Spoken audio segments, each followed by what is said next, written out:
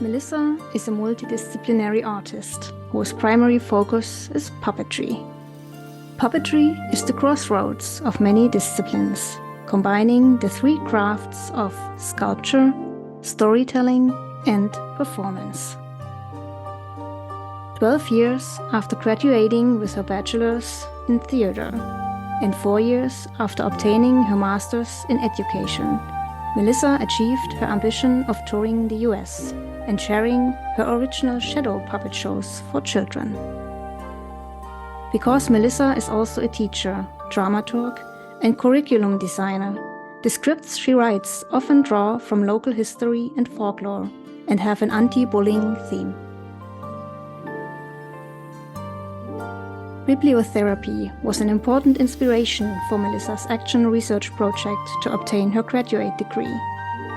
It was determined that bullying declined among a population of middle school students during the week and the 2 weeks following reading aloud from a script with an anti-bullying theme. Melissa was also awarded a New York State Council on the Arts grant to create and perform an original puppet show that was possible to participate in regardless of spoken language. Having received bodywork that helped correct a nerve impingement, Melissa felt called to enter the field of the healing arts and is currently a licensed massage therapist and Reiki master. She completed end-of-life doula training with INELDA, International End-of-Life Doula Association, and currently works as a massage therapist with people on hospice. Having read palm and tarot for almost 30 years, Melissa has designed and taught an exhaustive 10-week course for beginners to the tarot called Tarot Adventure that is based on Gardner's multiple intelligence theory.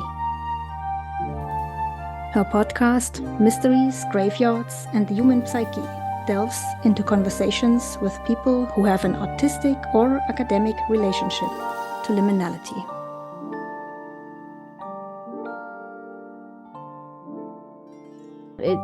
It is all, the reason is growth, and it's whether or not you can maintain centered responses to the things that life sends your way. So to try also to be playful about, the way that you live your life, or what is happening, or what is coming, or what is supposedly being taken away from you, often like there's no point in trying to hold on to something that life is taking away from you, because you'll wind up just getting rope burn on your hands, Yeah, so it's true.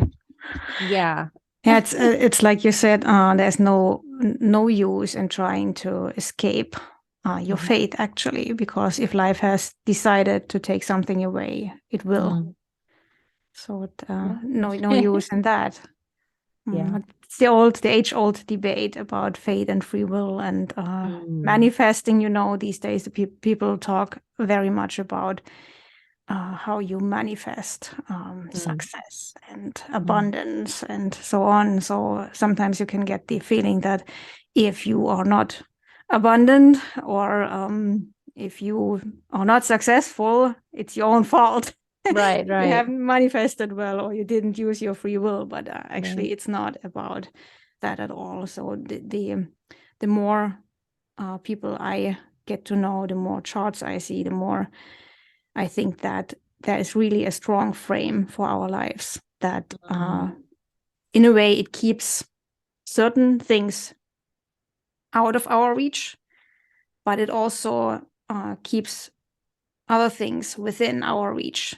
And it contains them. So it's also a good thing. So you don't need to do everything that's possible. So you have some kind of frame and theme in your life. So it's also something that you, that actually gives comfort if you understand how to use it.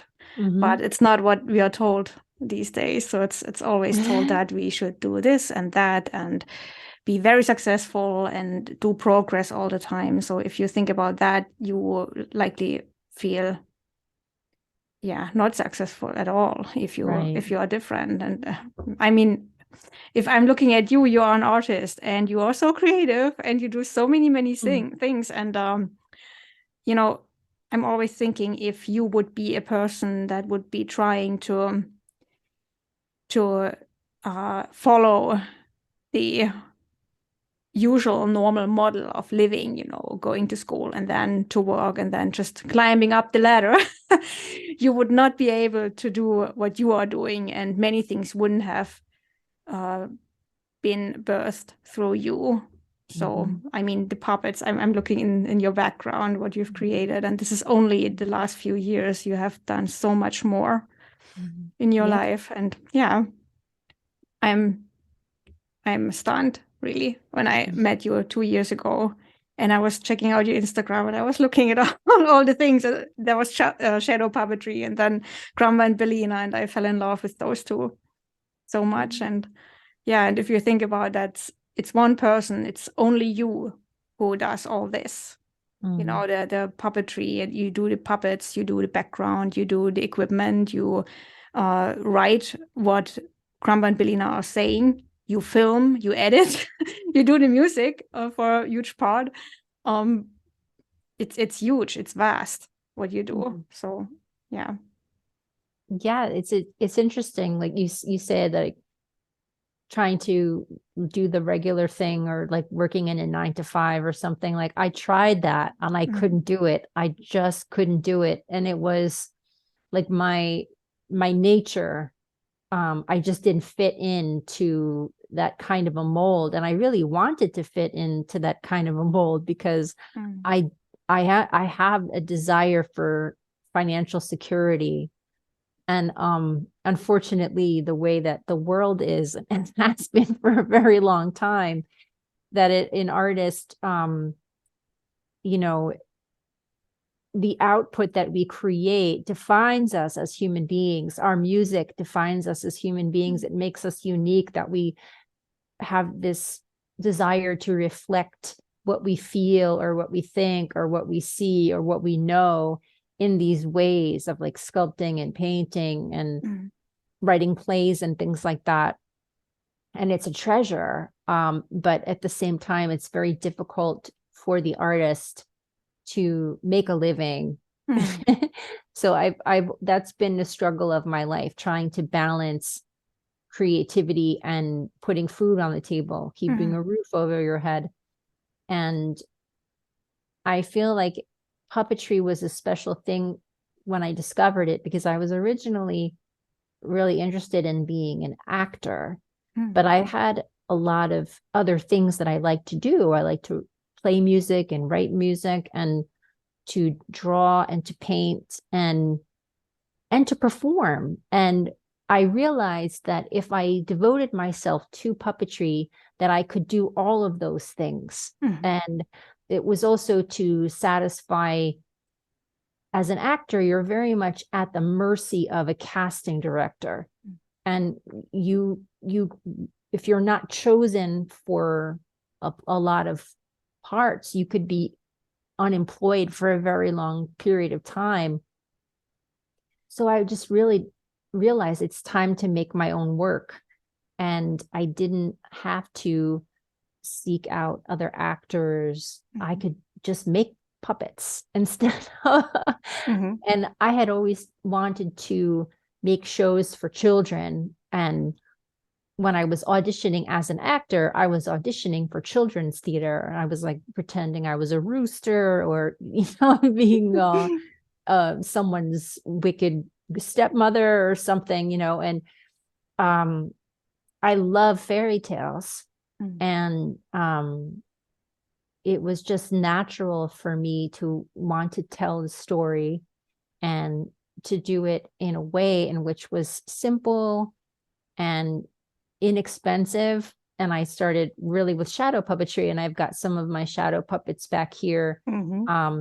Just very simple, you know, made out of black paper and wire so that they can move, their joints can move. And then other little bits and pieces of things that I would find, feathers or piece of plastic that I got from, you know, from some food in the supermarket.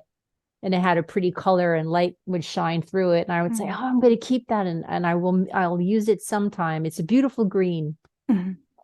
So it was almost like a necessity to use these inexpensive materials. But I had such a spiritual experience creating puppets as well, because I would work on the puppet and then I would put it up against the screen and I would shine light through it and I would begin to cry. I was so moved by what it looks like to make a shadow. And I think that's something that's deeply ingrained in us. I think when you look at cave paintings, which exist on every continent on this planet, these were pictures that people were creating out of charcoal and pigment and working by a flame, some kind of homemade torch, that they would use with some kind of, animal fat or some kind of oil,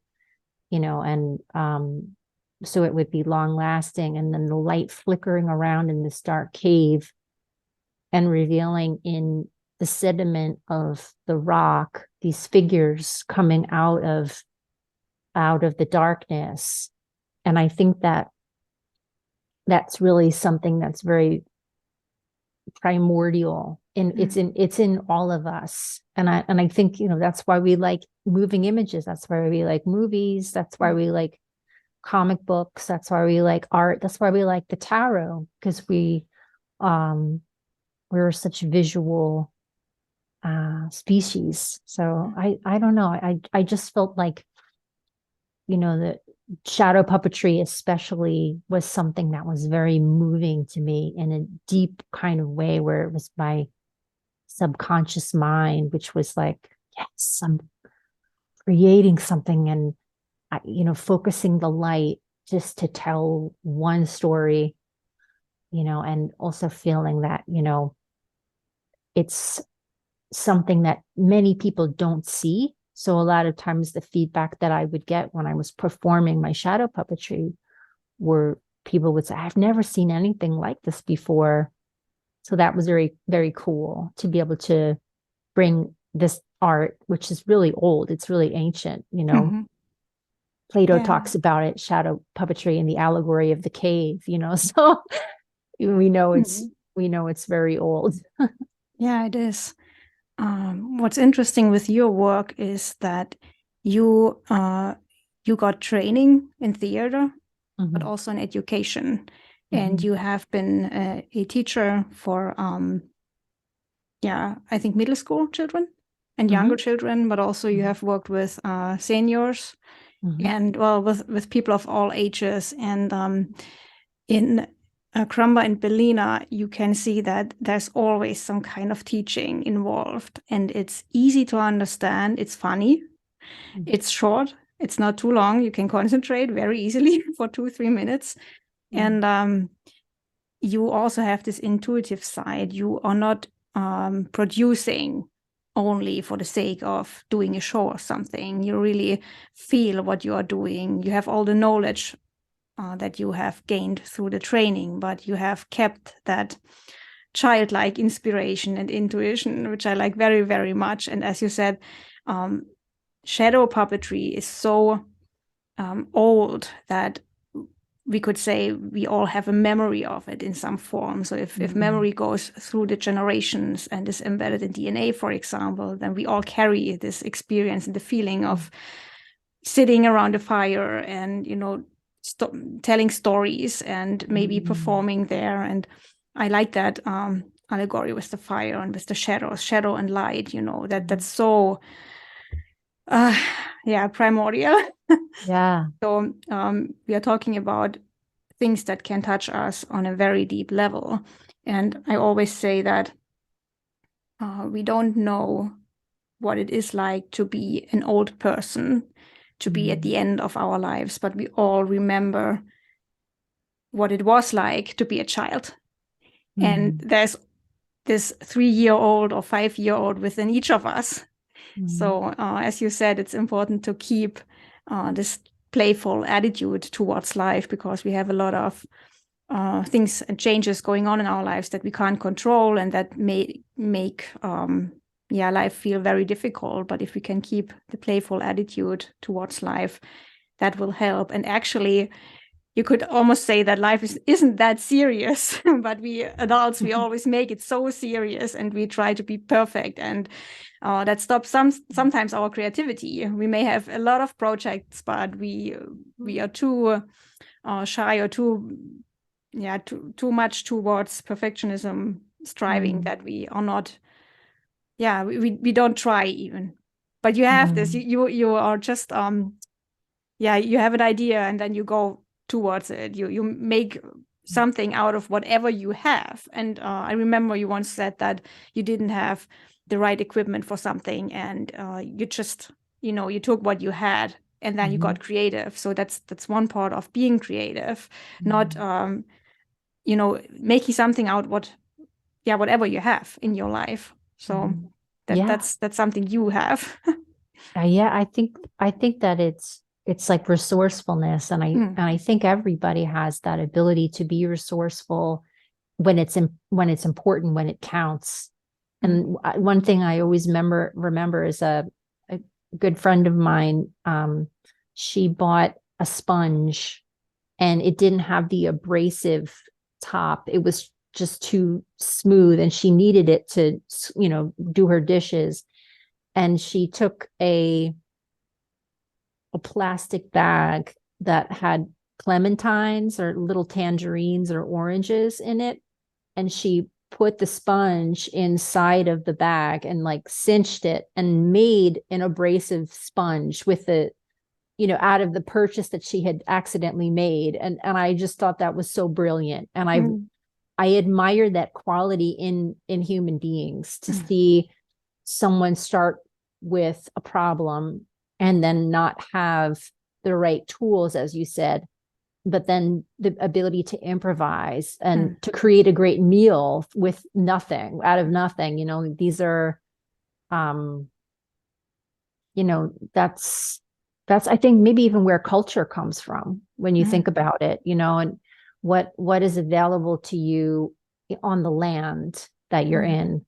And those things become a way of maybe even deciding what is important, and what the traditions might be for a certain group of people. When you think about that, that's also living in cycle with nature as well. When I always have this going backwards in time thing with talking about art, or talking about where things come from. Like, why do we have the impulse to create a puppet? It's like a little version of us, or sometimes a great big version of us. There are a lot of giant puppets as well. But why do we feel like we need, what is the importance or the uses of taking an object and imbuing it with the breath of life in order to tell the stories? It's something it's liminal, of course, because these puppets that you see behind me, they are just standing still right now. They're not being operated. And when we start to take one down and we start using it and imbuing it with life, it's easy, at least for me, and I think for other playful people, as you said, to forget that is a puppeteer who's animating a doll or an object in some way. And but the spooky thing about puppets is that when you use a puppet a lot, it feels like there is energy inside of the puppet, which is fascinating. I was an apprentice at Bread and Puppet in up in Vermont in the summer of 2003. And there was a great big barn that they had turned into a museum. And this was one of the oldest puppet companies in the United States, continuously working since the 60s. And this barn is full from floor to ceiling with puppets of all kinds and shapes and varieties. And there was literally an energy inside of that barn where you could feel some of the stories, perhaps, that these puppets had told over and over and over again. And that's very fascinating to me, because it did feel, that not uncanny valley, which is something different. That's almost like the fear of feeling creeped out by something that is a human-like, but is not alive. Like a mannequin might really creep somebody out, or a statue might creep somebody out. It wasn't uncanny valley. It was really the sense that these objects, handled and held lovingly in order to create circuses to entertain people, had taken on some of the energy of not only just the performer, but also the audience, also that time that, that they had been performing. Because some puppets, they were made and they were used for a decade, and then they were retired, and they make new ones, because Bread and Puppet is also a company that, they have a manifesto, and it's called the Cheap Art Manifesto. And it says not only that, art doesn't belong to the rich, art belongs to the people, because art feeds you. You can't eat it, but it feeds you. Art is the inside of the world.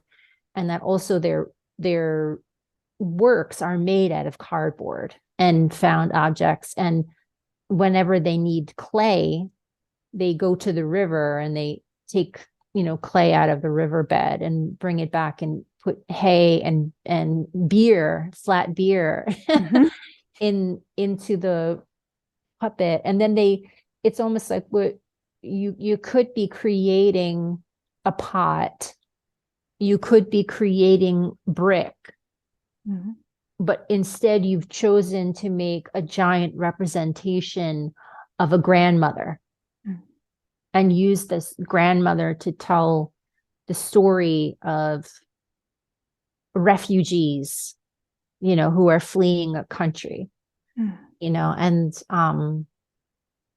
it was such a monumental experience. It was really utopia for me. I did not want to come back home after having had that experience, and I had to go back and do my job and back in the grind again, back in the rat race. Yeah. But it just, I think of Peter Schumann as my art father. He taught me a lot of my philosophy, like, it's okay. You don't have like tons of expensive materials. Use what you got, do something creative with it. And I would say my art mother is Lotte Reiniger, who the very first full-length stop-motion animated feature that we have created by Lotte Reiniger, and preceding Walt Disney, and also inventing the trick table, which Walt Disney used to create Snow White, his very first full-length animated feature. So yeah, those are my two icons, I think.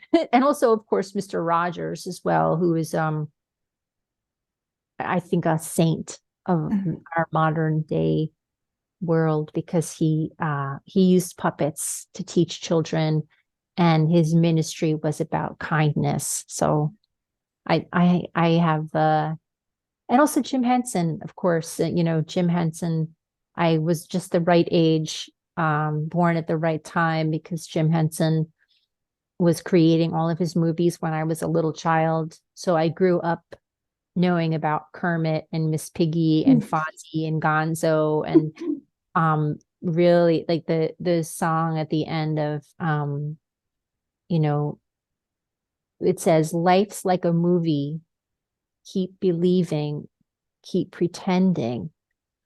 We've done what we've set out to do. It was made by the lovers, the dreamers, and you. And I really, really took that to heart when I was a child. And I think Jim Henson also like a great person, a great artist of, education, creating Sesame Street, which is in so many different countries, and wanting to give children a good basis in the alphabet and numbers and whatever, anything really. And we're very fortunate, I've been very fortunate to have grown up with all of those influences, and then to be able to seek out my own work. And that's also a privilege as well, to be able to have the time to do that. And it just doesn't seem to me that there was any other way.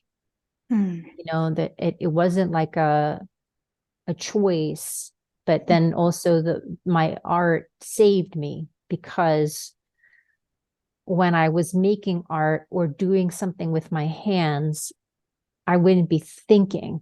I would be just responding to the materials, and I would enter that sense of timelessness that we all get when we're doing like knitting or chopping onions, and really enjoying what you're doing in the moment.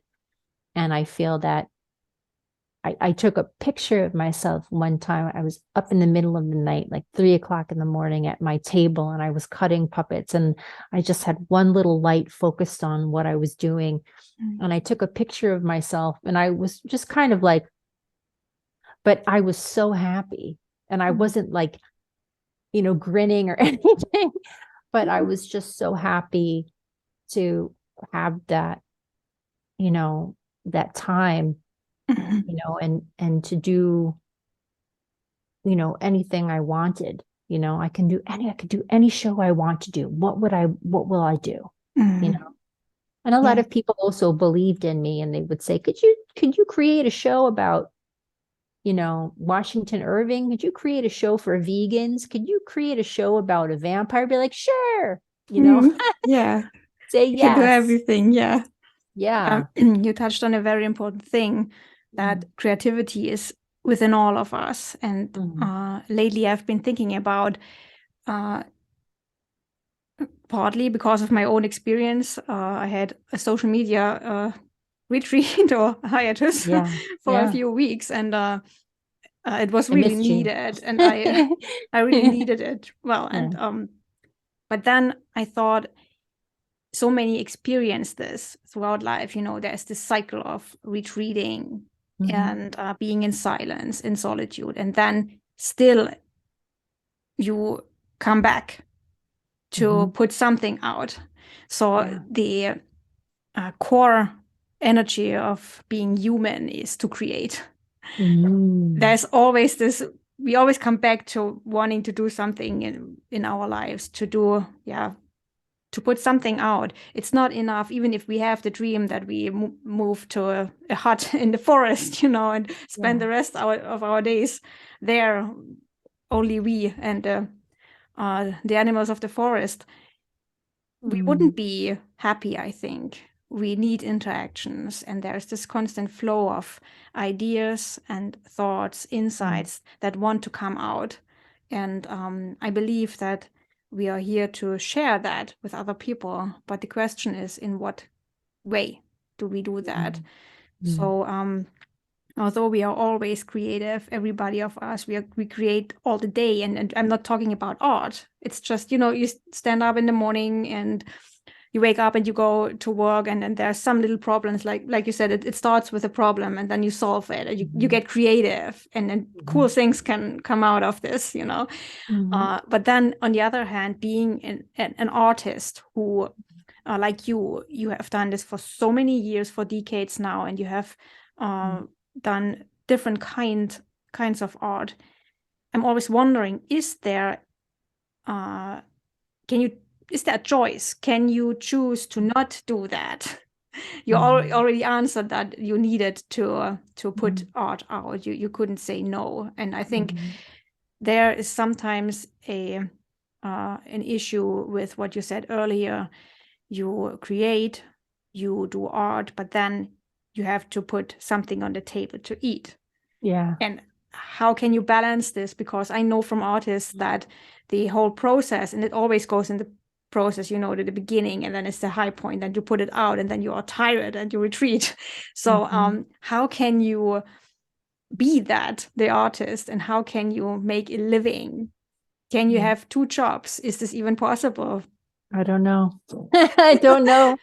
I've done a lot of lots of different kinds of jobby jobs. I just call them jobby jobs. It's not about like, I love this work, you know, it's like I have to go here, I have to put in my time, and then I go home, and that is not sustainable for me. That my work has to mean something, which is why I wound up at teaching first, and then eventually wound up at massage therapy, because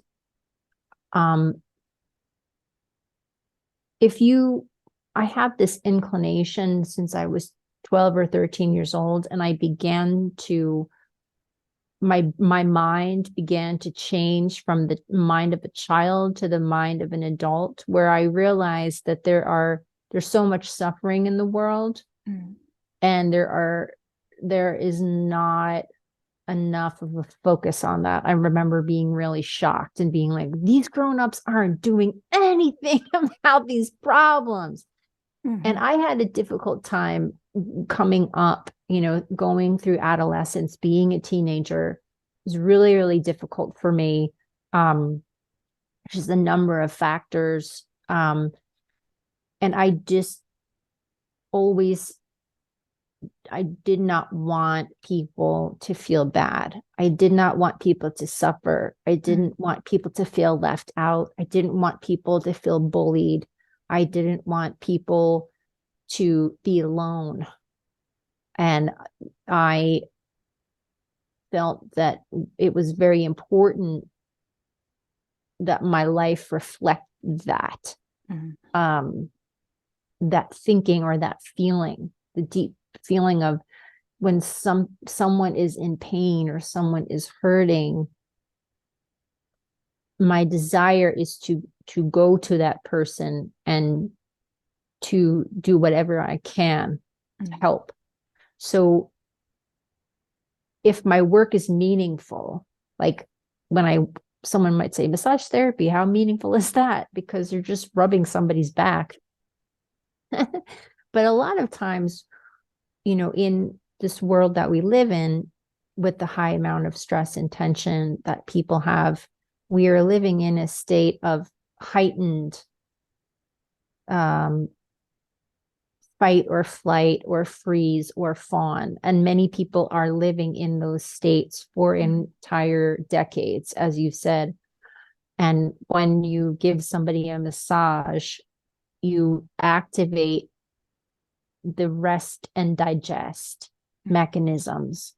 And so you relax one person, and then they go home and they might be kinder to their family. They might have a clearer mind. Maybe they have pain. Maybe they have a terrible pain in their shoulder.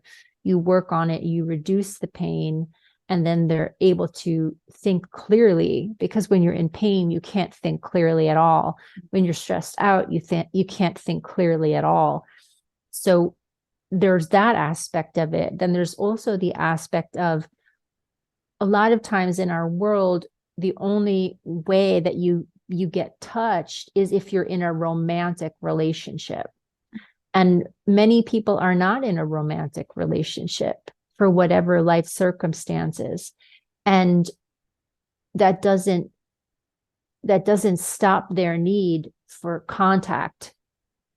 And so when you create deep pressure on someone, you're giving them the chance again to feel not only the vagus nerve, which is the part of us that brings us out of fight or flight into rest and digest, but you're also giving that person the chance to have a moment of simplicity with another human being, where I'm ministering to that person's tension. My nervous system is connecting to their nervous system, and my nervous system is helping their nervous system slow down.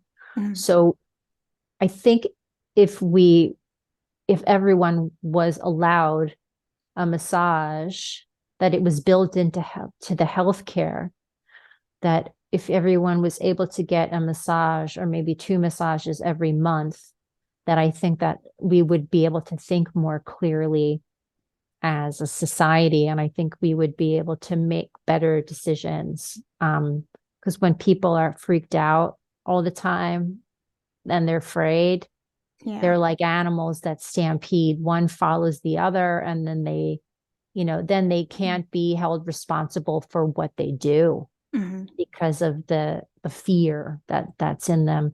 So, massage therapy is a job that I do that helps me keep a roof over my head and keeps food on my table. But I very much believe in what I'm doing, and I'm very thankful that I have hands and my hands work, and I can do not only art and making puppets, but I can also use my hands to help others as well. And I think human hands are so beautiful. I think, there's a lot of, I've said before too, that my massage therapy is my ministry, but my puppets are my ministry as well too. And it's like just a gesture of goodwill towards people that I don't know and people that I do know.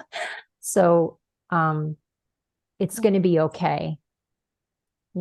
All will be well. All will be well. Yeah. Yeah. You have a lot of tools to work and do fulfill your purpose and your mission. But it always comes back to helping other people transitioning in a way. And I love how you talk about the body and how you appreciate the physical experience and the physical part of life. And I think in our culture, we need more of that, because we are so much caught in our minds. And that phrase, mind over matter. And in a sense, I say yes, but on the other hand, it does a lot of damage. Because wisdom also comes through the body. And if you neglect your body, you neglect half of life. Because we are here on planet Earth in the physical realm is for a purpose. There's a reason why we are here. And I don't believe that it's to get rid of the physical. I don't think that that's the purpose. I think we should use our senses. Yeah, like you said, our hands are beautiful. Making something with our hands, touching other people, massage therapy, feeling our food, for example. I mean, back in the day where they didn't have forks and knives, it was probably very different to eat, to have the full experience. Nowadays, we barely touch our food, only in preparation. But when we eat, it's so different.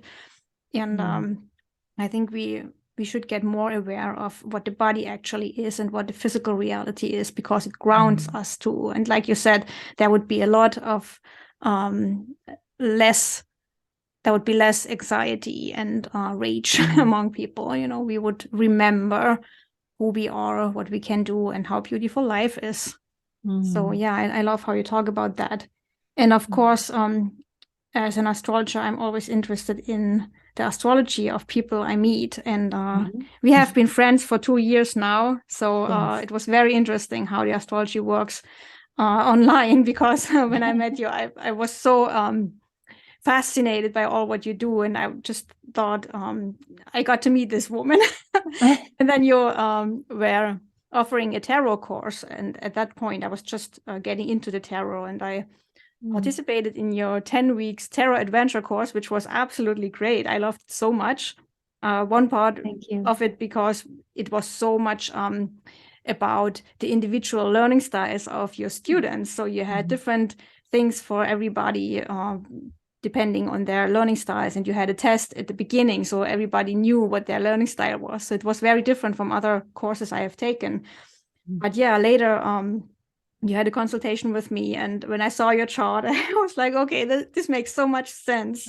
And, you know, even without knowing that other person, you can feel the energy, you can feel the astrology through the internet, you know, and there's so much we have in common, our charts. And yeah, but I'm not talking about this now, I'm just talking about your work. And lately I've studied the Venus star point system, and that's especially about your creative energy and what you are here to share with the world, I always say.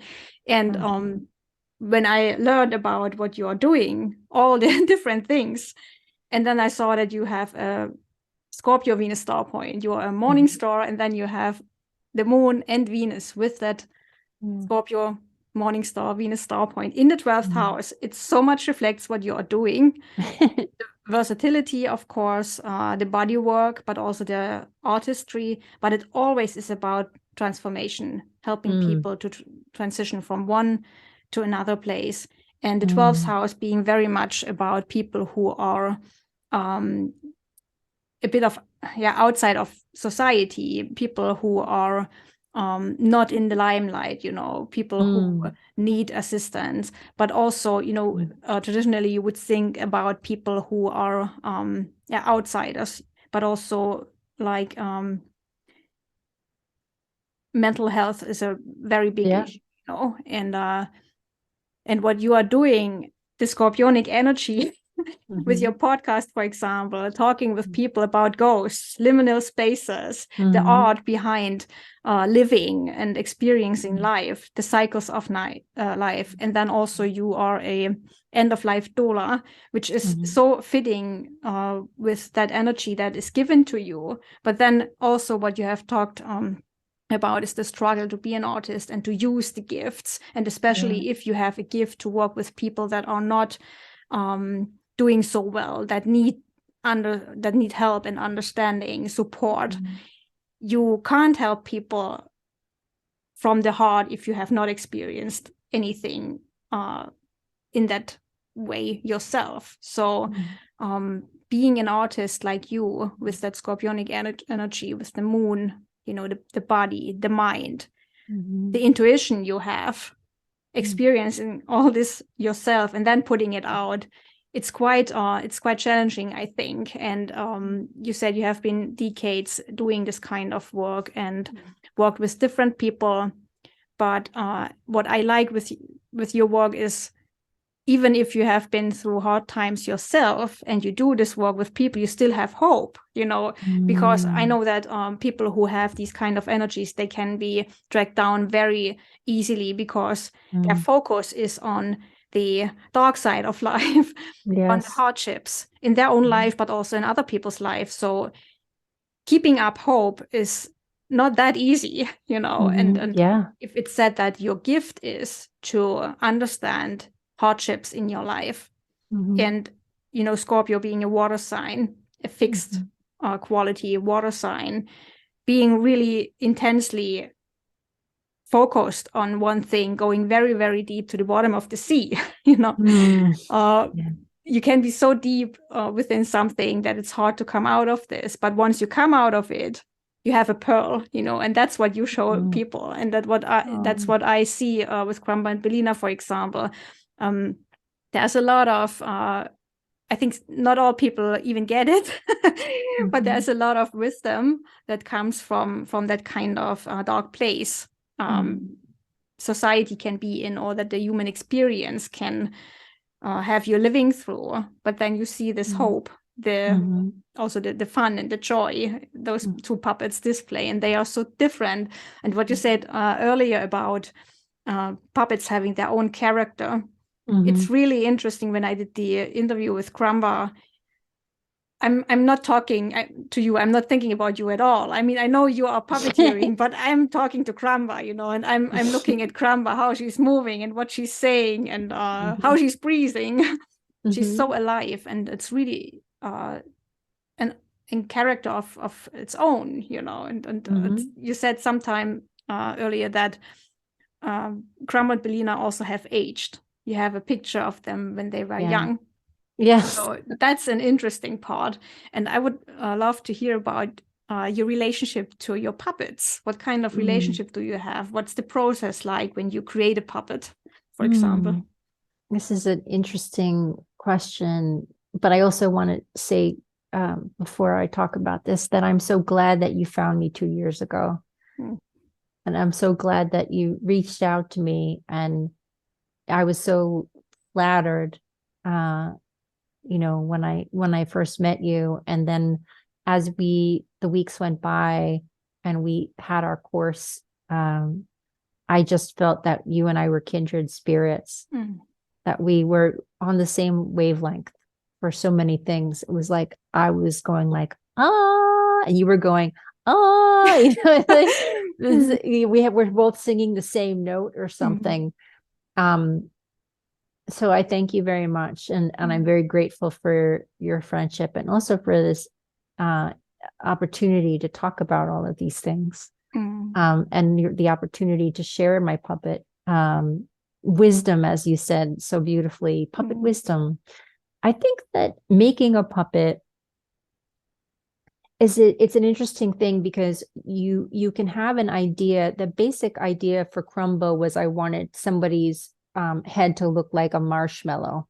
So I started out with just the physical idea of this is going to be somebody who has sort of like a squarish kind of poofy look to their face. And Bellina was like a marshmallow, and somebody kind of squished it and just made it like a little bit longer. And the materials that I was using were really materials for children. It's called Crayola Model Magic. And it is really squishy. It does feel like a marshmallow, and it's an air drying. It dries really quickly. And I think when I was making those characters, I started to, sometimes I can actually begin to understand more about who they are while they are being created. And sometimes I will even ask them when they're still on my table, my workbench, what do you want? Do you want this, or do you want that? Do you, and I can begin to hear in my own mind, sometimes, not all the time, but sometimes the puppet that wants to be born has a very strong personality to begin with. And then other times I have to search a little bit, because the puppet might be a little bit more open to whatever you want to, what story you want to tell. It's also interesting to me, like I think about this a lot, repurposing puppets, and taking a puppet and then like changing it and turning it into a different character. I know some puppeteers do that, but for me, that's never been something that I would do. But I do have, for example, I have a puppet of a skeleton over here, and I created this puppet while I was in massage school, because I was studying the bones.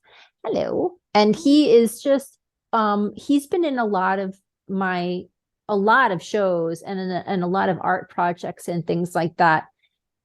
He was actually a dancer, and he danced with a ghost. And he's sort of like he's very open to any kind of show that you want to put him in. He doesn't really have too much of a character. When he was a dancer, he was a dancer. He wasn't really he was talking about mortality, really. It's like he it was the story was the ghost was dancing with her own skeleton, and the ghost was dancing with her mortality, and she had already lost her life, her physical life, but she was unable to leave the physical life behind her.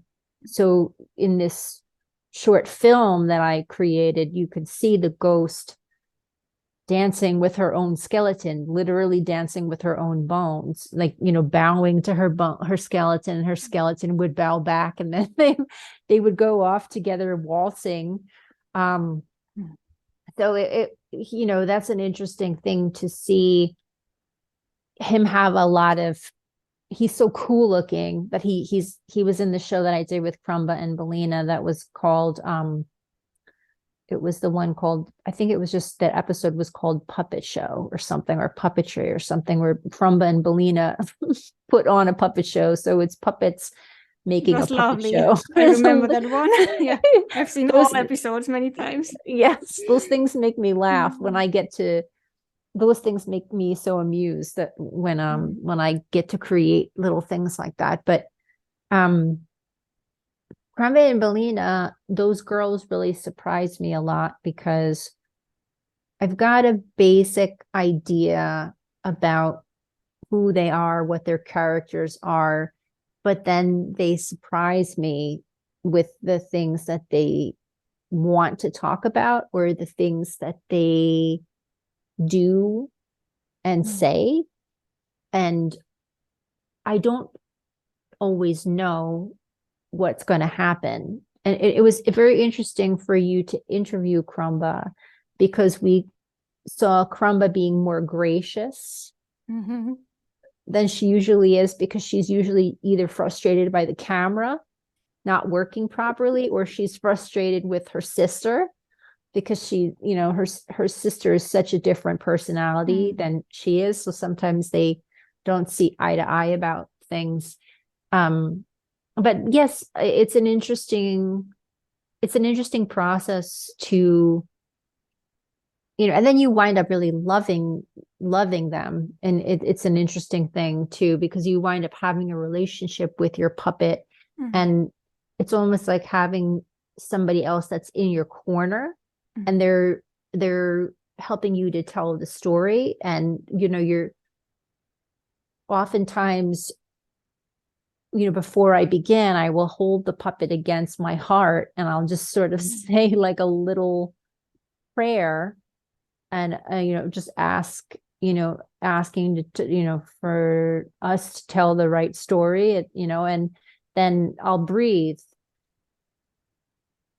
Breath imbuing a puppet with breath is a really good way of grounding the puppet, because sometimes you can perform in too much of an intellectual way, where you're thinking about, when she goes over here, I'll, make her hand go like this or something. When you breathe into the puppet with your breath, and I'm going like this with my hands, because I literally will make my hand move out like this, because that's the chest of the puppet when I'm doing this puppetry. So, that is the breath, the eye gaze, where the puppet is looking.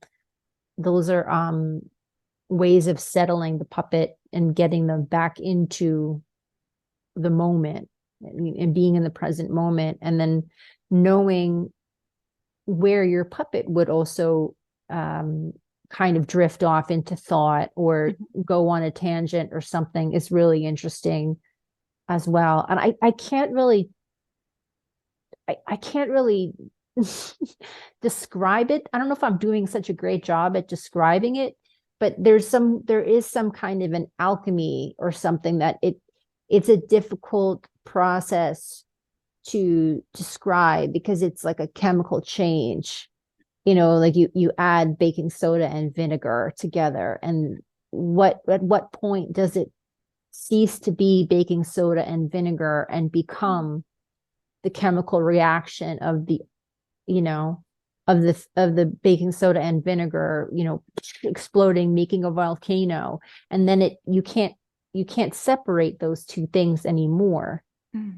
You can't make it just be baking soda or make it just be vinegar. Those two things have created something new. So it's an interesting process, and it works. It's been working for centuries, and I would even say, like, mask, when people put masks on, like, for example, Krampus. This is the people who wear the mask, they become transformed by the act of putting on the mask. And then the mask represents a certain archetype, this wild man archetype. And then there are Krampuses throughout the entire world, in all of these different countries and different cultures. And it's like the need for the human being to step aside and let something else that's bigger than all of us talk, speak, sing, dance, insult us. Puppets have more freedom. Yes, they do. They really do. They have a lot of freedom, and I feel free when I'm puppeteering as well, because puppets can say things that you normally wouldn't say. Krumba is so grumpy, and I'm so grumpy, and it feels great for Krumba to get mad at her camera and scream "get a life" at her camera. It's like it's like that also releases tension from me as well. So it's really fascinating, especially people who do healing work with puppets, like the psychotherapists, or play therapists who use puppets with people or with children. Here's another interesting thing. I was once in a therapy session. You talk about mental health. I was once in therapy session, and I was going from therapy to my job, and I was teaching puppetry at that time to elementary school students. These are little kids. And I had my puppets with me, and I told my therapist, I said, "Oh, I have my puppets with me." And she said, could I see one of your puppets? So I took out this fox puppet that I had made. And she said, "Can I ask your puppet a question?" And I was like, yes, of course. But I was also kind of like flustered, because that was never something that ever happened before. And she started to say something like, "What do you think Melissa should know that she doesn't know?" And this puppet answered in a way that I could not have answered that question. And I don't remember what was said. I don't remember what the comment was, because it was quite a long time ago. At this point, probably almost 10 years ago, but I was shocked. I was shocked that this puppet was wiser than I was about myself. This puppet knew more about me than I did. So it was like this, it was something that I'll never forget. And it also, you love your therapist even more. You love that puppet even more. It's like it was a wonderful experience. And I think that a lot of time people do associate puppets with like childishness, and then there's certain different like forms of puppetry. Like, this is the highest art of puppetry. Like raku would be like high art in puppetry, or marionette puppetry, like Italian marionettes or something. This could be considered like high art, and it's an interesting thing, because I think people would benefit from playing with puppets. And a lot of times it's something that they get back into when they become parents or something, and then they enjoy like playing with a little squirrel puppet, or and then they have an alibi then, Yeah. It's like, it's only because of the children. Right. But I think it can, especially when you think of it in terms of something like Krampus, you know, like wearing a mask and like pretending to be a wild man and like running through the town and like whacking people, you know, with a whip or like sticks or something. It's like going back into, you know, what does a culture need? You know, what do we need? What is a ritual that marks us transitioning from one time of year to another time of year? Like summer is over, fall is almost done. It's bitterly cold. The wind is coming down from the north, and then the wild man comes out of the forest, you know? So it's an interesting feature of human consciousness, mask and puppetry. And you know, another thing would be like a lot of festivals at this time of year when it's becoming the end of winter and the beginning of spring, you know, is to burn the effigy of the witch, to burn the effigy of the witch, or, you know, to talk about, you know, like the old hag is like, you know, she's been overpowered or something like that. And it's sort, I wonder about that. It could, you know, like it could be a type of puppet, right? Like to make an effigy of a woman out of straw or sticks or something, and then set fire to it and say, like, this is the end of the winter and the beginning of the summer. We're burning away all of the things that have transpired over the past month. And now, where are we now? Where were we this time last year, and where do we expect that we will be, you know, coming in the future? And it's like we need to create a 3D representation of a human body, you know, or we need to have a 3D representation of a half human, half animal kind of thing, a creature that's got, you know, both human characteristics and animal characteristics. It's like the rebalancing of things in not only in nature, but in ourselves as well. Like after, like, you know, Lent is over, then then it's time for, you know, celebration. The fasting is ended, you know, or right before the fasting begins, you have the carnival, carnevale, farewell to the meat, you know. So it's like something that's important for human beings, and masks and puppetry. It's just a way of merging with forces that are bigger and grander and more eternal than us in our mortal shells, in our, you know, fragile mortal coil. It's almost like puppets are like channels through which the divine can work. And I love you talk a lot about symbols that represent things in our life. And also the transitioning phase, like Krampus. What does Krampus stand for?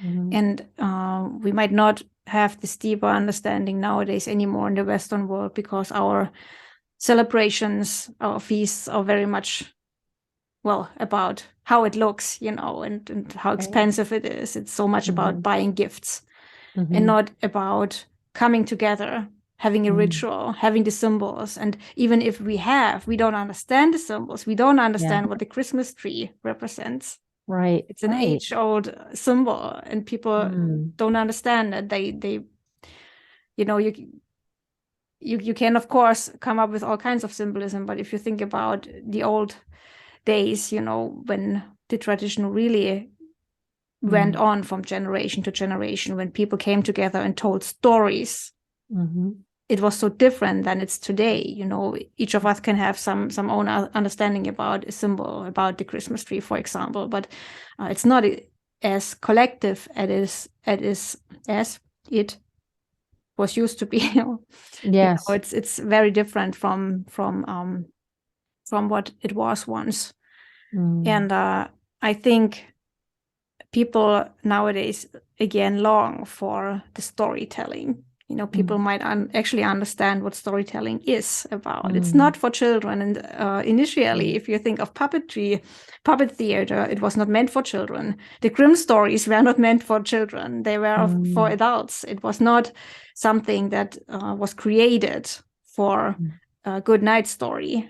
And nowadays we have reduced it to the few years when we were little. Then you can read stories and listen to stories and tell stories. But then once we are adults, we are not doing this anymore. We have lost the sight, actually, and the doors. We don't have keys anymore to open the doors to the divine through storytelling and symbols. It's interesting because you make me think of something that Lottie Reiniger said, where she said, I believe in the truth in fairy tales more than I believe in the truth in the newspaper. And I think that it's an important point that she makes, because your stories that you're talking about in the newspaper are spun by one type of thinking or one type of person or one type of perspective on things, where fairy tales contain so many multitudes, so many symbols, and it can be applied in so many different ways.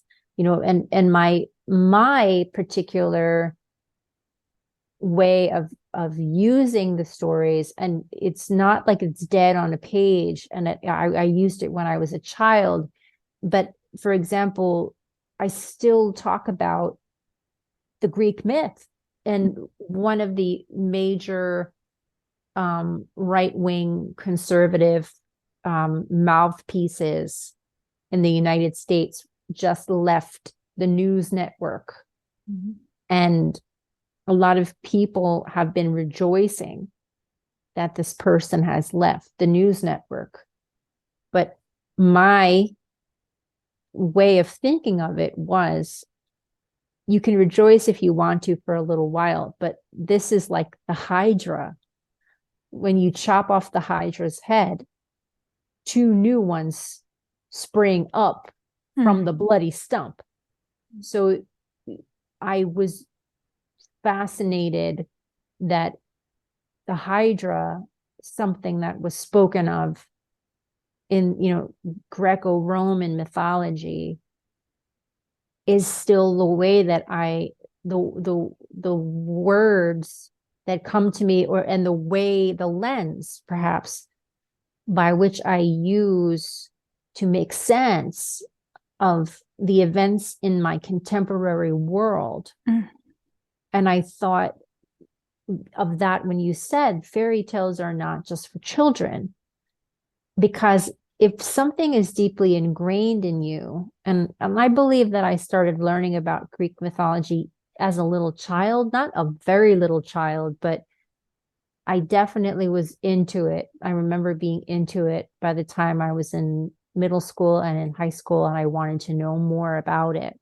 And I've spent a lot of time reading different mythology and folk tales and fairy tales from all over the world. And honestly, that's where a lot of my shadow puppetry comes from. It comes from a story that I said, oh, I really love that. And I want to recreate that in puppetry. So there's this interesting way of using language that it's a shorthand way of saying what you mean. And I wonder if, nowadays people might say, oh, it's like that guy from the TV show. He was doing this, and and then that happened to him, that this is just like that situation.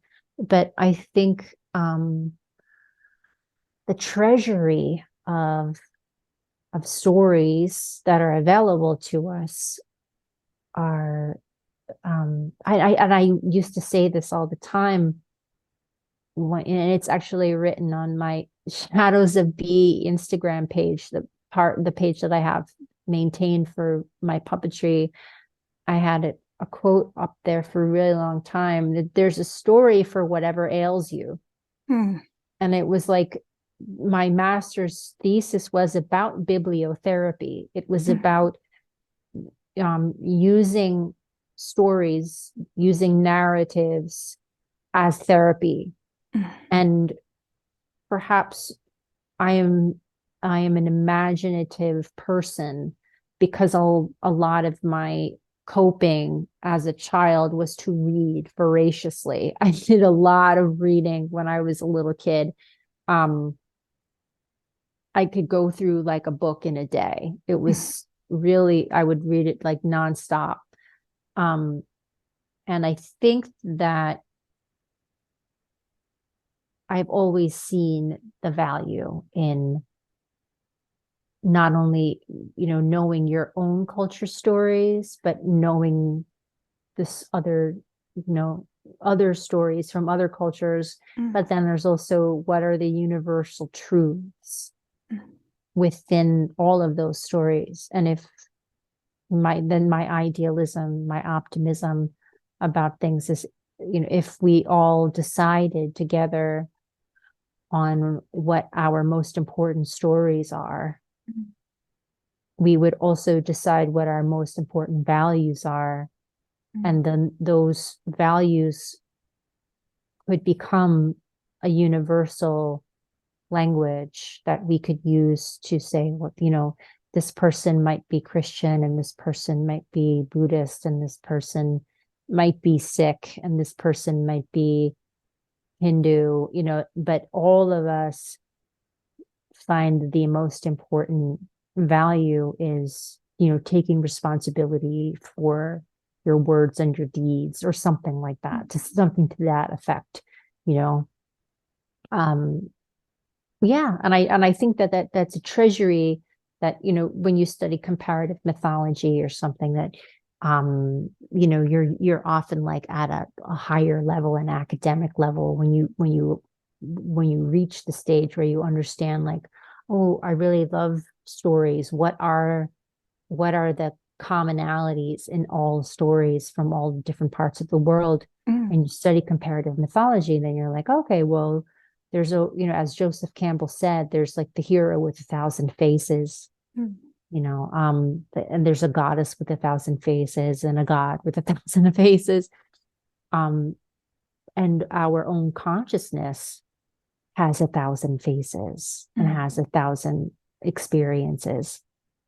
So to go into the darkened places, like the room which is dimmed so that the shadow puppetry can be performed, or the room which is dimmed so that the massage can be performed, or the room which is dimmed inside of ourselves in meditation, in this darkness and in this openness to possibility, we can see what symbols emerge from deep within the ocean of who we are. And we have our human experience, which is every single human being's experience. We all have this treasury within us. It's you already know the answer to all questions that you have. You only need to make your mind quiet enough to be able to ask the question and then receive the answer.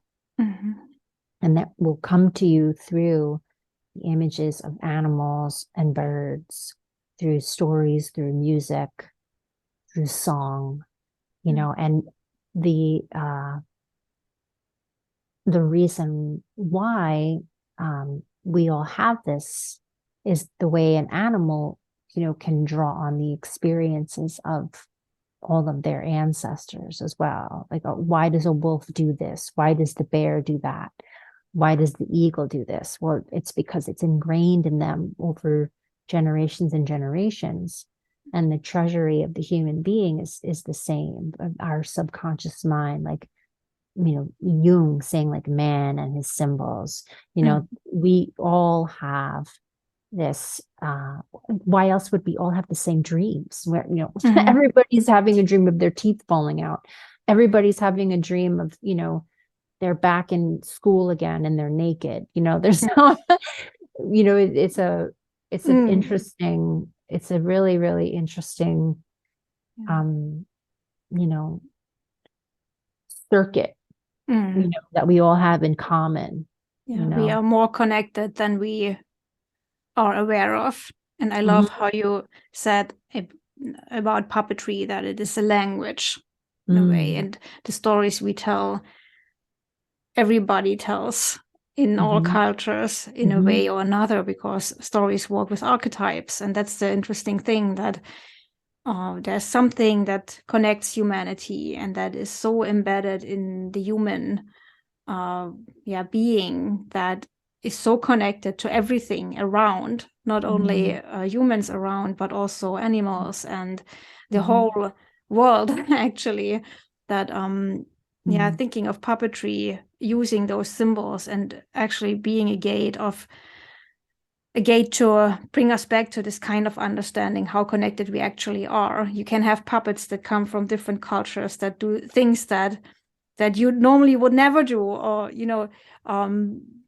being crazy in a way. Or I always love with Krumba, she's so practical. And I remember the first episode when she said that she doesn't need to read the tarot or something. She reads what has come to her house. And today we're talking about this bone. Right. So the different experience of humanity, of being human, and how can you have a relationship with the divine. Krumba does it through the physical reality. She reads a bone, or she dissects a frog or something. And Bellina is very different. She reads the tarot. She's very sensitive. She has a connection through voices. So very different from Krumba, but it's the same. It's having a connection with the divine, but just in a very different way. And that's interesting, that you can have puppets that can give you this inspiration, and that even if you are not that person, if you're not someone who understands the tarot, and you think it's just bullshit or something, it can make you think that, hey, actually someone could actually understand something through the cards.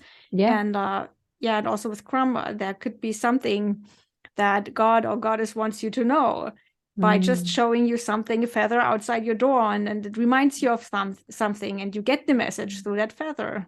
Someone else gets it through a picture. And I love that Krumba and Bellina are sisters, and that you have so much insights through these two very different characters in one show. So I'm very excited about new episodes, and it's refreshing to forget about your own life. And sometimes I think after an episode that actually life isn't that serious, and there's so much joy, and having this experience to laugh about something very minor, small thing that a puppet says, it's actually a big thing.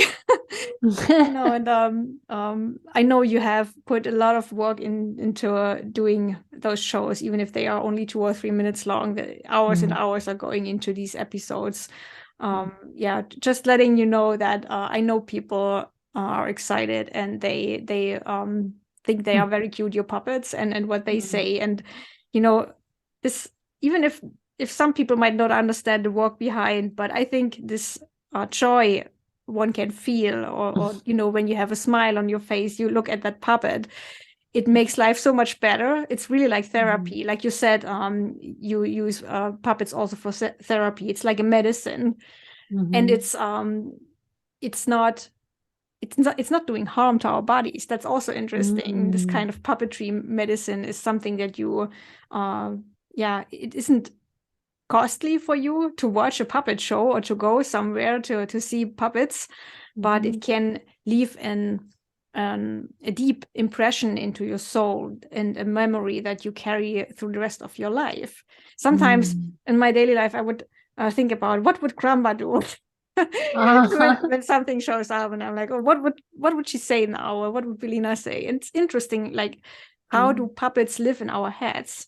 It's the same with people. If you have a spiritual teacher or something, you would just sometimes think about, what would they say, or what would your parents say? But it's the same with puppets. They can do the same. So it's so fascinating. Thank you for saying all of that. It's so great to find out that the work that I made has landed like that. And because you don't know what you're doing until it's been received by other human beings. In a way, it's like when you have an audience, it makes it satisfying, and it makes it real, because it's not just in my head, anymore. It's being shared with other people. So that's the purpose of art. And that's, I think, what makes an artist an artist.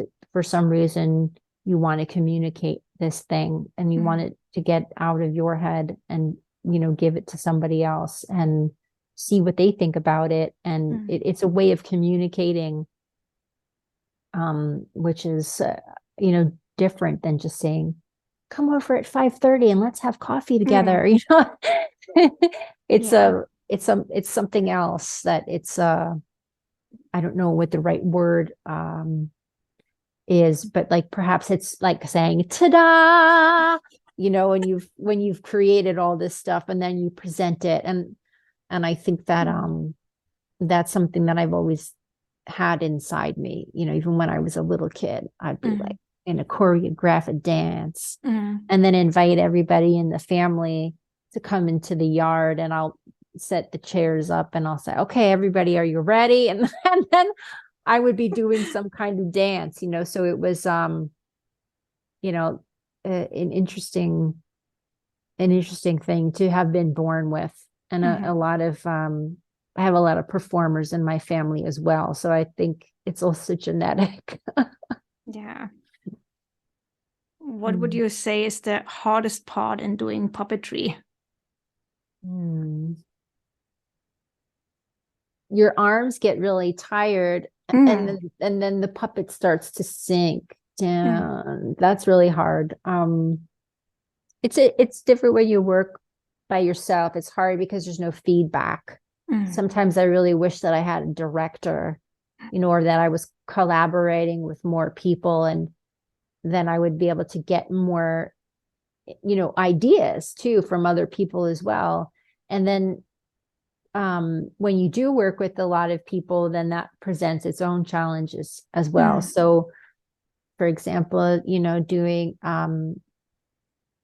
if you have multiple people and they're using one puppet, which is something that I've done a lot, actually, it's, I'm the left hand and this person's the right foot. And, Oh my God. It's interesting because you then all have to work together. You have to coordinate what your movements are going to be, but you can't decide that sometimes. You just have to be so tapped into what the other person is doing. So it almost becomes like this, it's really like unlike anything else. It's like a collaborative, it's almost as if two surgeons were operating on the same body, and they know, like, I'm going to handle like the arteries and the veins, and you're going to handle, you know what I mean? Everybody's got their job, but it's how well do you work together? And you can't have divas in that situation, because if one person who's like playing the left hand is like going off and doing their own thing, it's going to look really weird. So that's an interesting challenge about being a puppeteer and working with a bunch of different people, depending on what kind of puppet you're using. Marionettes, it's hard to not get them tangled. Sometimes in shadow puppetry, you don't want to show your hand. You just want the puppet to be seen, and you don't want to show and that can be difficult.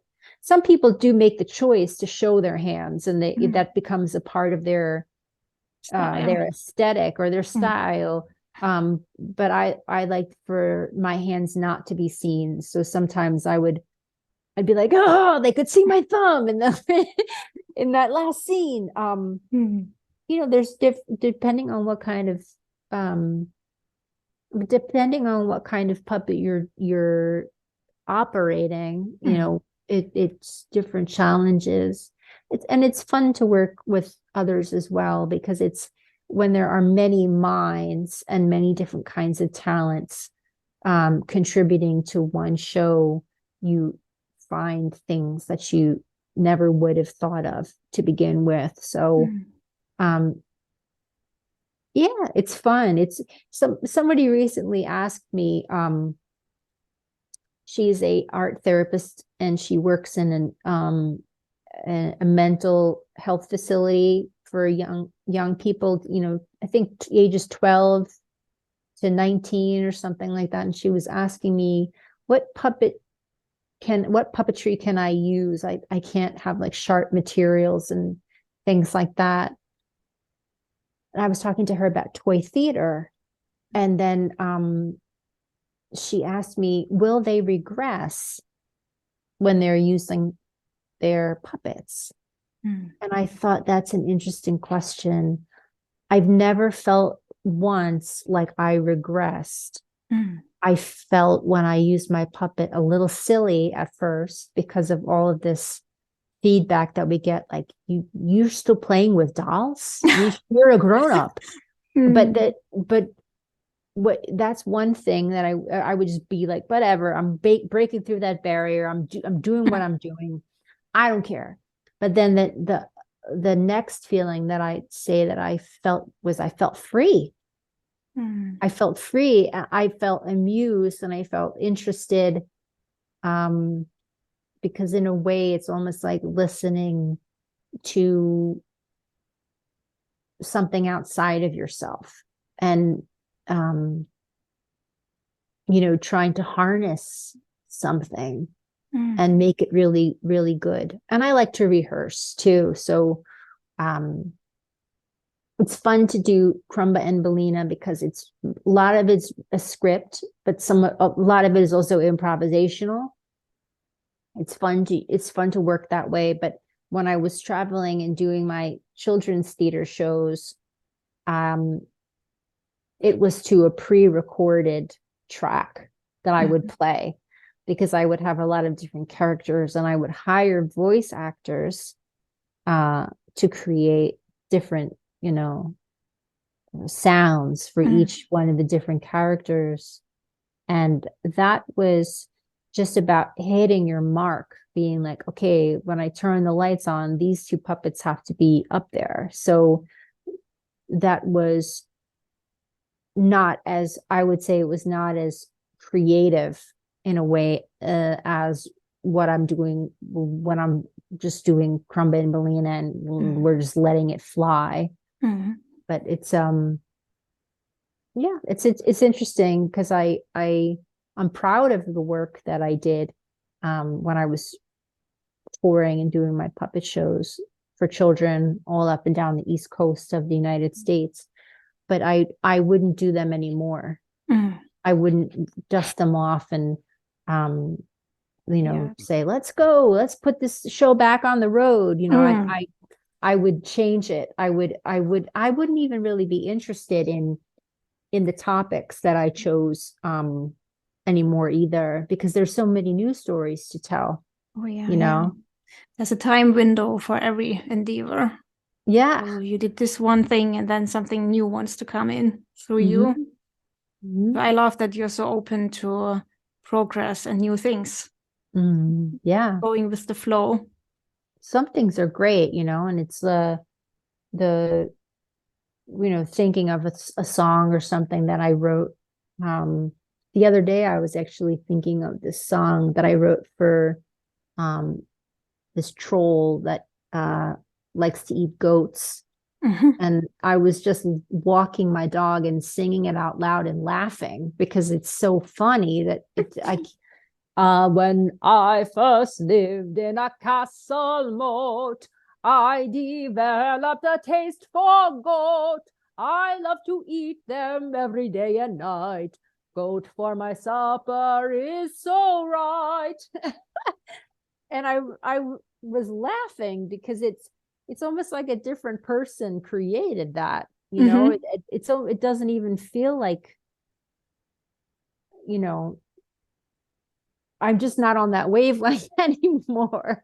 But the good thing about that was that a lot of little kids laughed at that. A lot of little children thought that was very funny.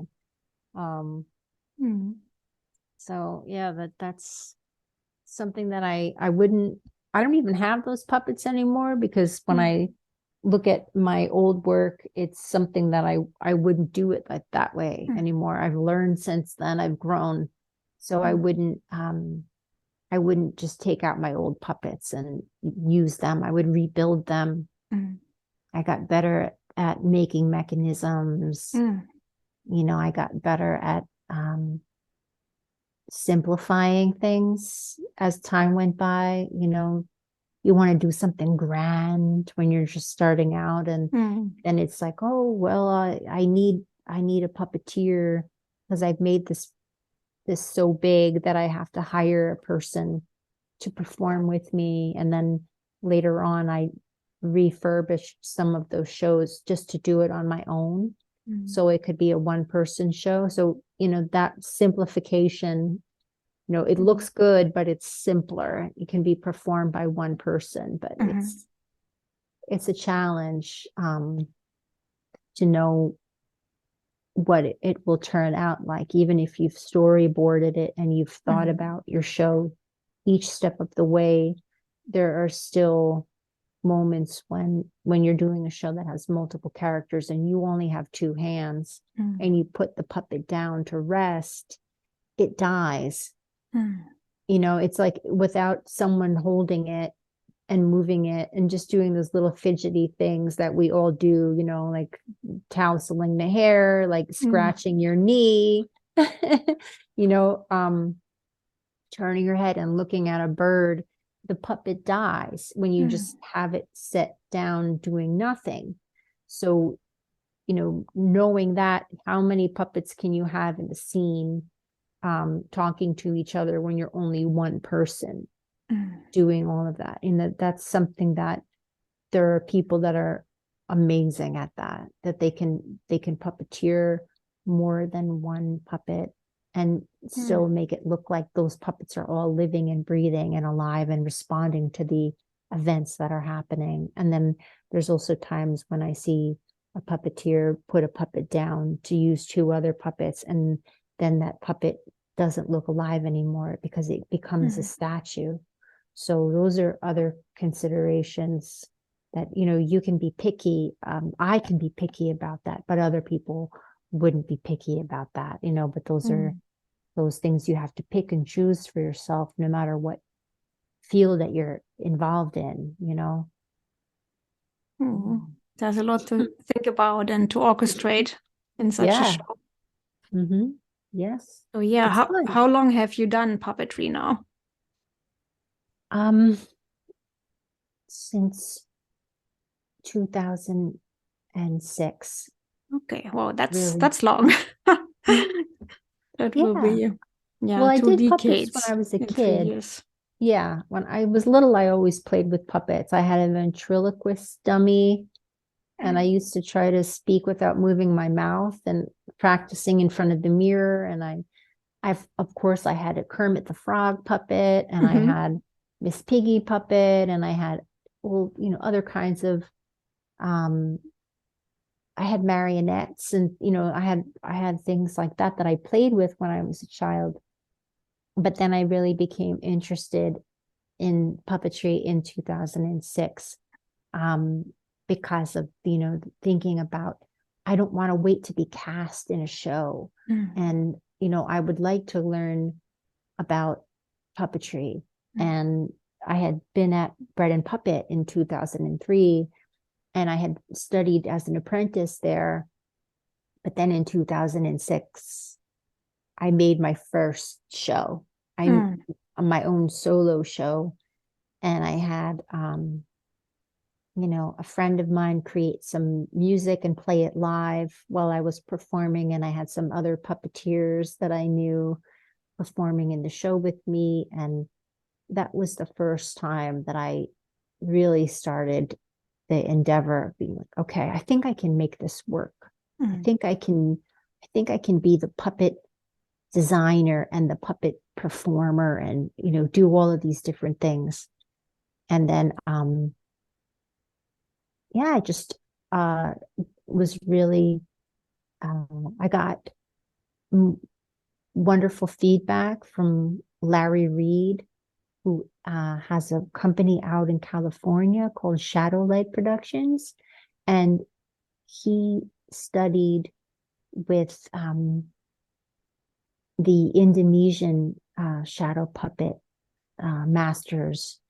And I've also got some feedback from Deb Chase, who was at the time the shadow puppetry consultant of the Puppeteers of America, where I sent a DVD of my show to some people, and they gave me feedback, and they gave me feedback that I still think about to this day. That it, and that's an interesting thing too about being an artist.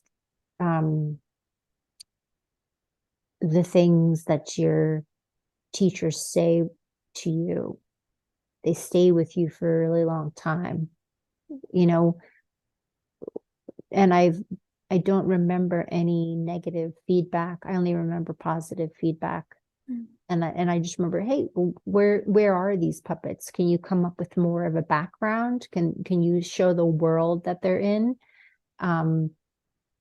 Lots of questions like that I continue to think about these many years later. But a lot of times, you meet people in the puppetry world, and they're very, very kind.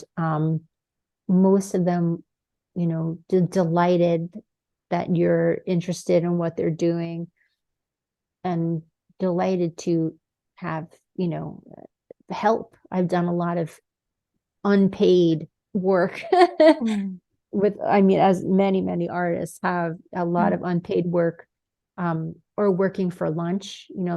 They'll buy you a sandwich at lunchtime.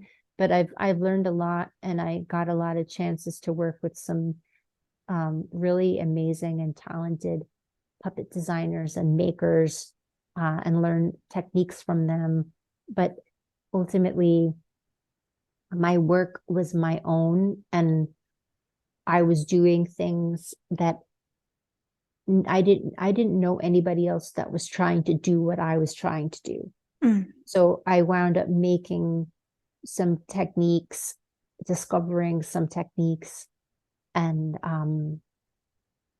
then finding out, oh yeah, that the Nightshade does that too. They do the same thing with flashlights and stuff. So it's a cool world, because people are usually very forthcoming and happy to share with you what they're doing. But there's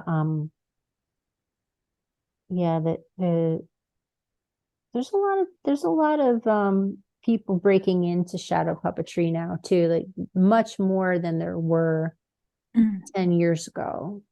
So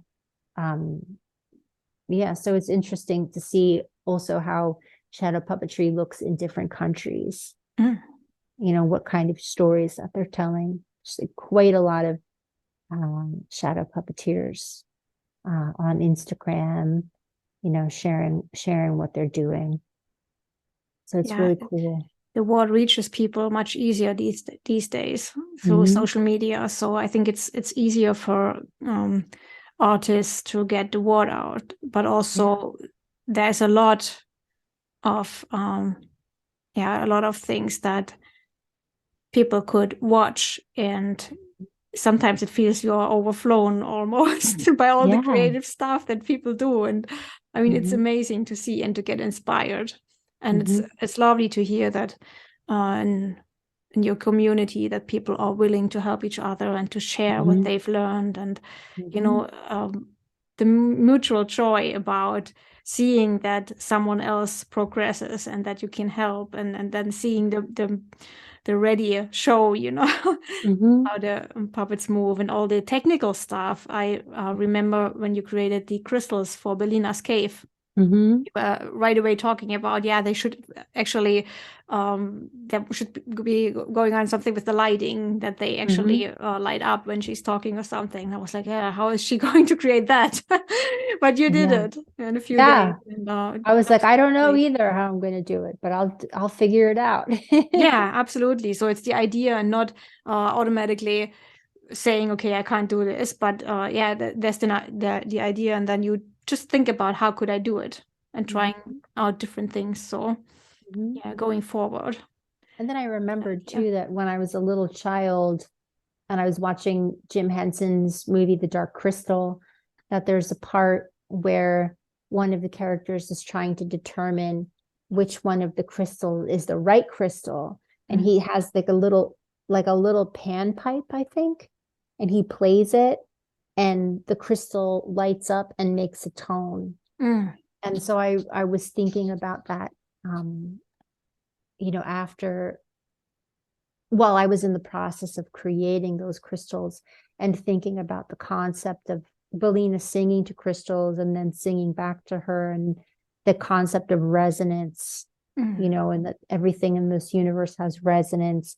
And I was just thinking about that, that scene came back into my mind, and I was like, it's an indelible impression that these early experiences have on your mind.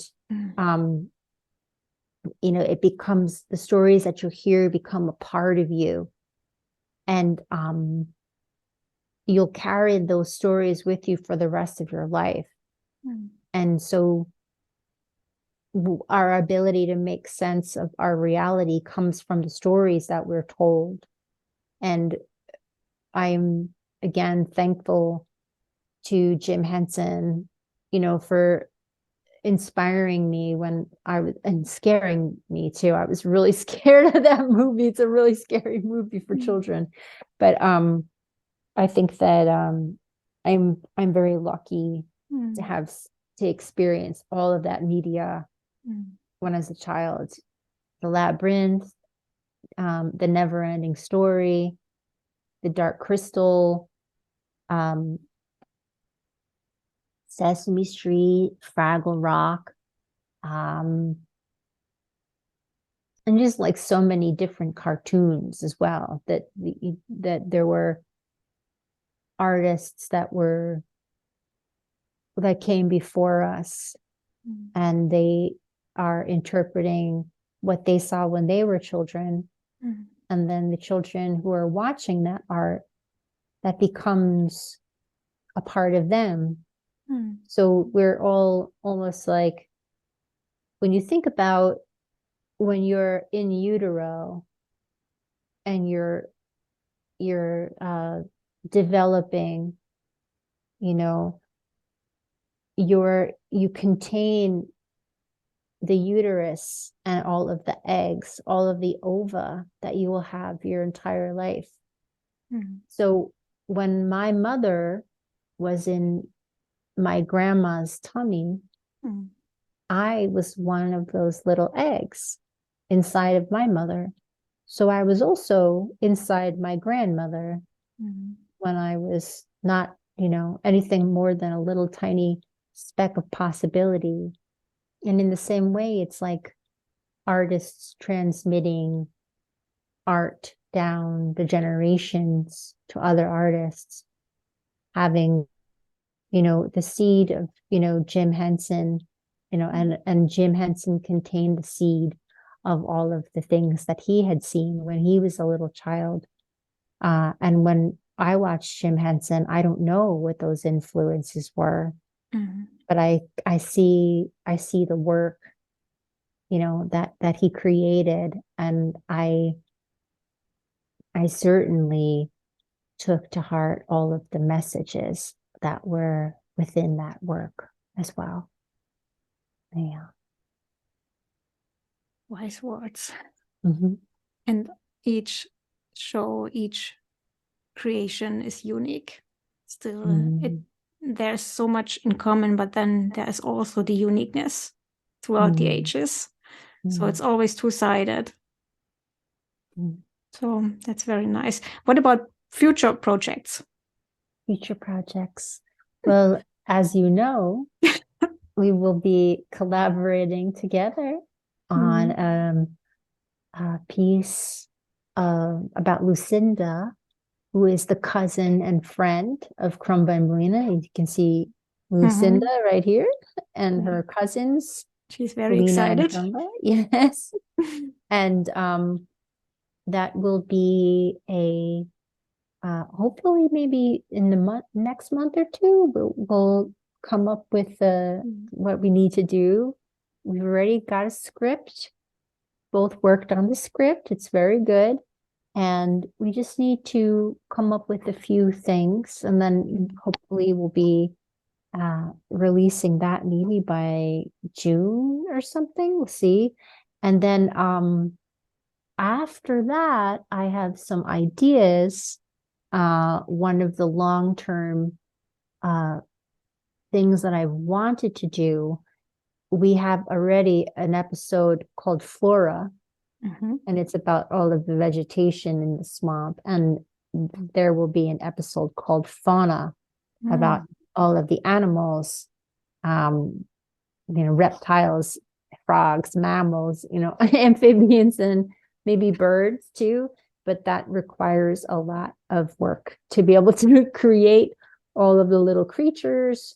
And I've been thinking about what kinds of scenery there will be, what kind of set there will be as well, because I think for many of the creatures, you will see them on the ground or maybe even under the water. So I would have to, I've been thinking about, I do a lot of thinking when I walk my dog. So I've been thinking of that. I've been thinking about that as I've been walking Bowie, my poodle, my beautiful boy. And I've been thinking about how will I create water?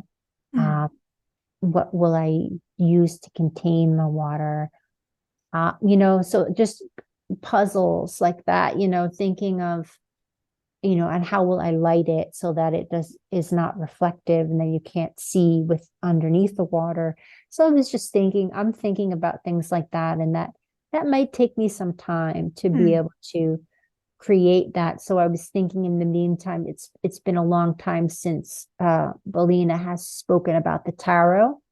So I was thinking of perhaps creating another episode having to do with the tarot, but the theme isn't there yet. I don't know what that would be, but it'll come. There's a lot of excitement about the future. Yes, yeah. I've always got things cooking, and I really want to do another shadow puppet show too. And I just have to get into the right space, because it's difficult to do more than one creative project at the same time. One will have to be big and the other one will have to be small. It's hard to do two big things at the same time when you're just one person. I mean, maybe other people can do it, but I have a hard time with it. Oh yeah, you have so much details always in your shows, and a lot of equipment to do, and so of course it takes time. Yeah. But yeah, I'm very excited about what we two will come up, and then about your future projects. Yeah, I've already seen the work you have done with Lucinda, creating the puppet herself, but then also the background. So, and people can actually check this out on your Instagram. Also, there are a few pictures also behind the scenes on Patreon. Yes. So I'm amazed about what you've done so far. Thank you. I'm happy that you're amazed, because I always start out with this ambitious idea. It's like, oh my gosh, how am I going to do this? How am I going to make something look like a mountaintop observatory?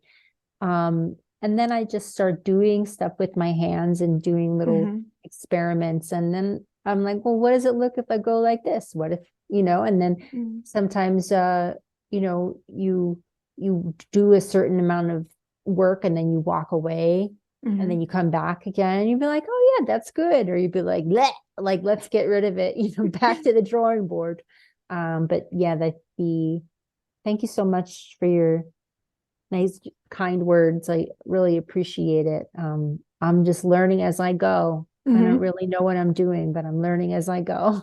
So you have a lot of energy. I'm always wondering how is she doing this? I have ideas too, but I'm so slow in moving forward and to try things. So yeah, it's nice to see that that kind of inspiration and actually how things work out in practice. So I remember you telling once something about, this could be a mountain or something. And then a few days later, you had those pictures with the mountain, the ready one, and the zodiac glyphs, the zodiac signs. The animals there. And I was like, okay, wow, that's so extraordinary.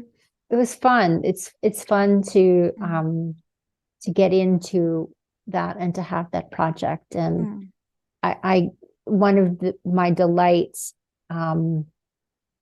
of working is when I work on some project and I'm, kind of on my own for a few hours, and then I come downstairs and I show my husband Lee. I always like to see his reaction because he's very supportive. And it's the same thing too with when I was a little girl, that I would do the same thing and then I would get a reaction from my mom or my dad. They'd be like, how did you do that? And that was that's something that really made me feel good, to be able to create these little things and little details and things like that. That's also something that I remember for the first time people telling me when I was in high school, when I was in art class, one of my friends who was in the class with me said, your work is always so detailed, Melissa. And I was like, yeah, I guess that's true, because you don't know what your own work is really. It's cool, it's interesting.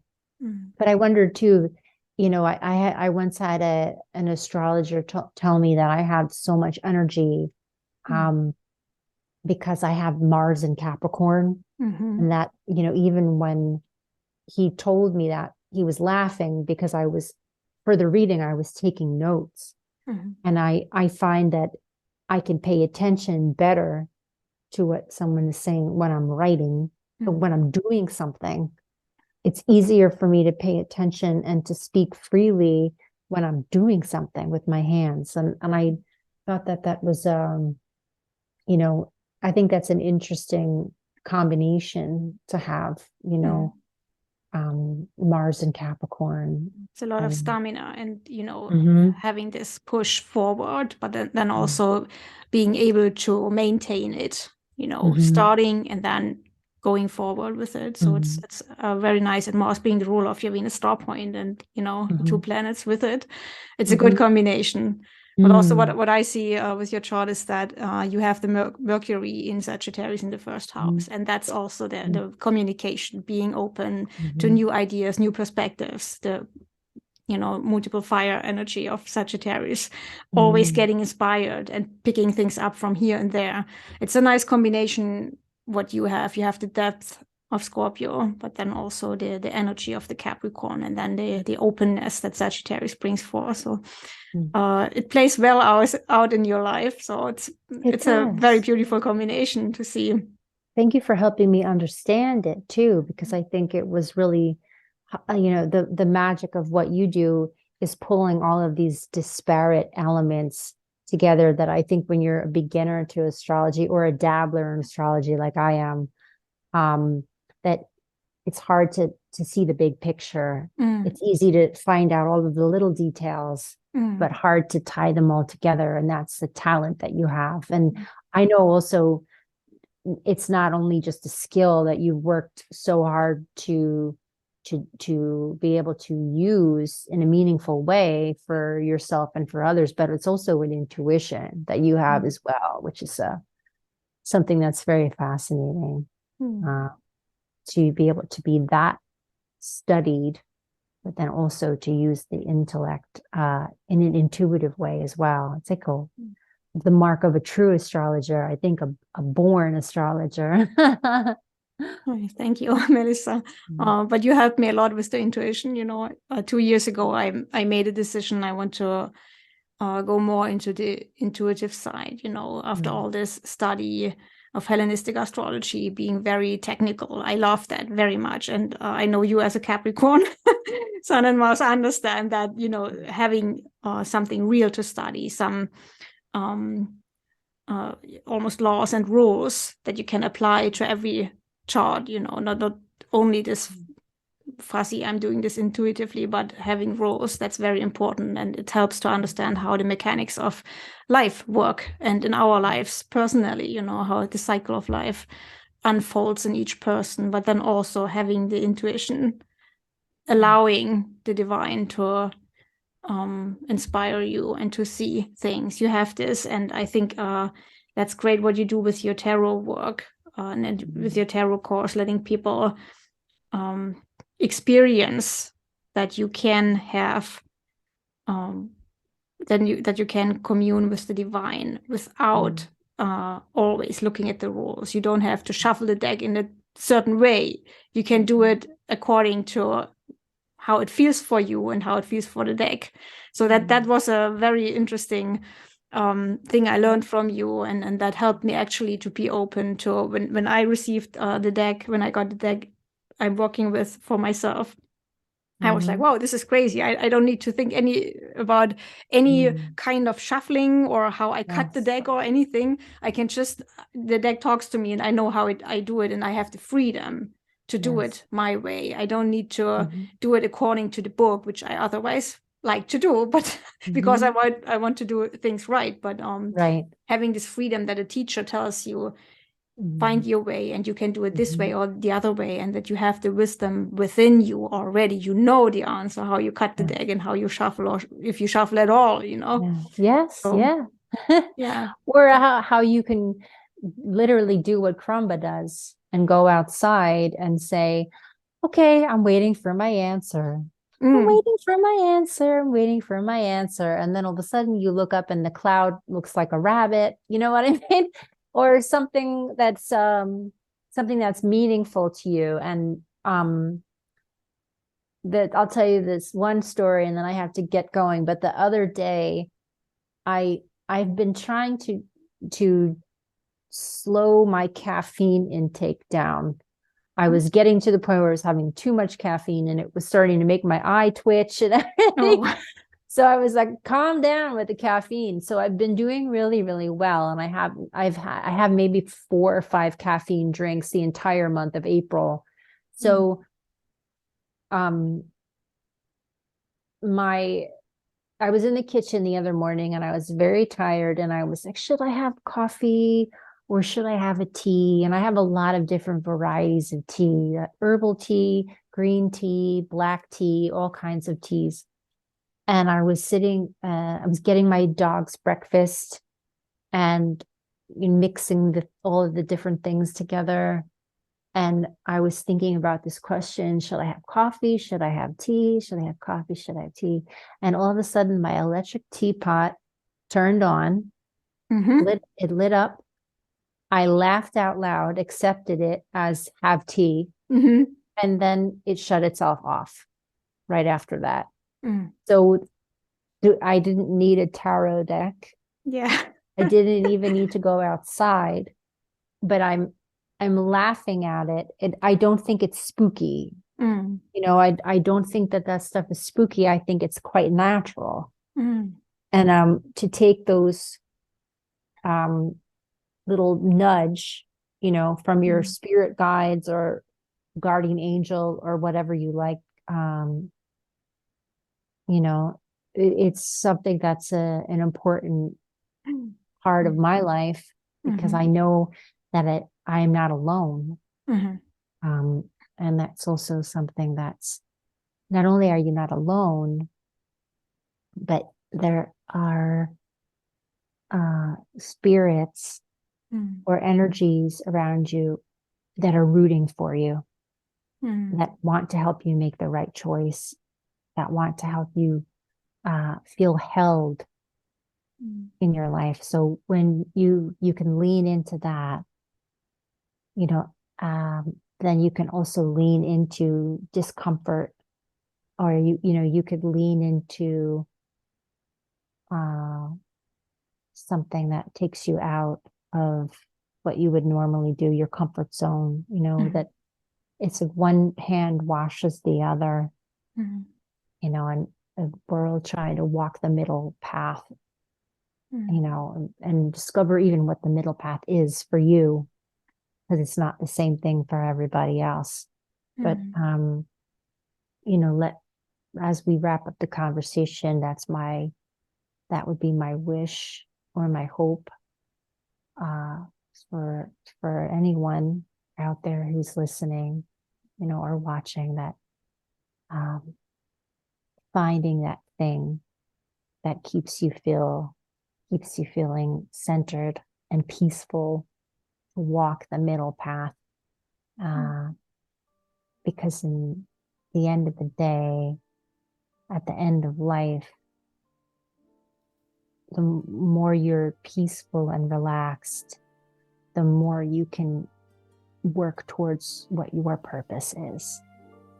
And when you veer off towards the side of that, you wind up expending a lot of energy in things that are not always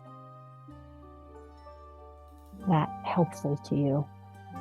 So that's my recent realization that I wanted to share, that I've reached now at the age of 44. And I'm sure there are people who are much younger than me that already know that. That's my offering. Thank you, Melissa, for sharing your experiences, your wisdom with us. And I'm looking forward to see what the future holds for you and your work. Thank you. And I hope to have you back at some point for another interview. That'd be wonderful. Thank you. Okay. Then see you next time. See you next time. Bye-bye. Bye.